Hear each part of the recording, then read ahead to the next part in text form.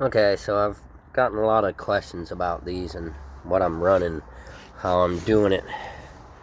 Um, so basically, I'm running 24 volt LED cobs.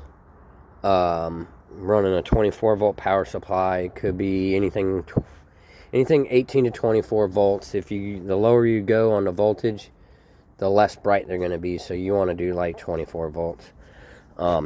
So the magic in here, I've got a controller and a voltage regulator that powers the controller. 24 volts going to the cob, and I've got them programmed with wled. The way I got them set up on my paramotor, this is for someone else, but mine, I'm running a 24 volt cobalt battery, and what I've got it connected to is what they call a phone charger. So the battery clicks into the phone charger. It's got two USBs in case I want to charge my phone or something else. I could have used one of these ports to power the controller, but I just didn't. I kind of went this route. But either way, I've got two extra USBs.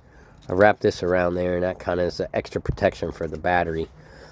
Back side of the battery, it's got a clip, and I ran some aviation wire through the battery connector, so I've got two mounting points.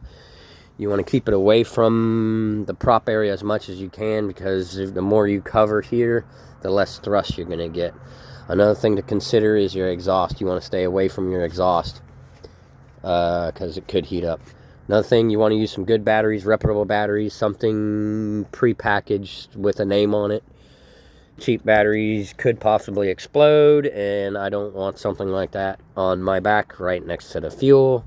So I tend to go with some decent brand name batteries. The wiring harness is custom made. I can make them as long as you want, or you can make them as long as you want, as short as you want. I use the webbing on it and some shrink tubing, so they look pretty nice. Another good thing, when they're rolled up like this, you don't want to leave them running very long, because they'll heat up and it supposedly can cause issues. So when I have them rolled up, I tend not to run them that long.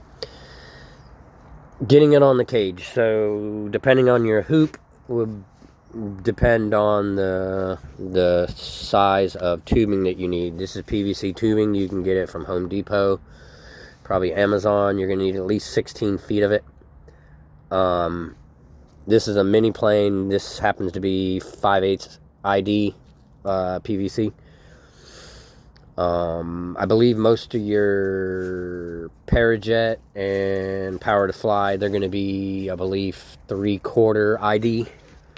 So that's pretty much it. You can take a piece of like PVC pipe and put a little hole in it with a razor blade, and you run the tubing through it, and it'll slice it. So you slice it all the way down and you slide it over. This is a pretty good fit. It's not great, but it's pretty good. It doesn't come off. I've only got 2 zip ties on the bottom and 1 on the top for redundancy.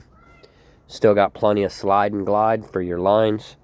Never been an issue. The Parajet that I had, I only had like 1 or 2 zip ties down here and then 1 at the top. The one on the Parajet 3/4 ID, I believe it was really tight. It was on there so tight it don't even move. This being fabric and all that's a little bit different, but no issues. When you run them, you open this up all the way.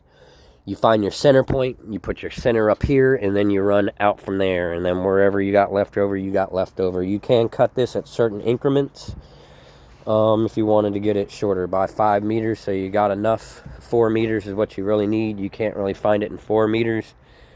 Unless you look really hard. It's normally 1 meter or 5 meters. Any other questions? Give me a call. Leave a comment, and I'll be happy to answer it for you.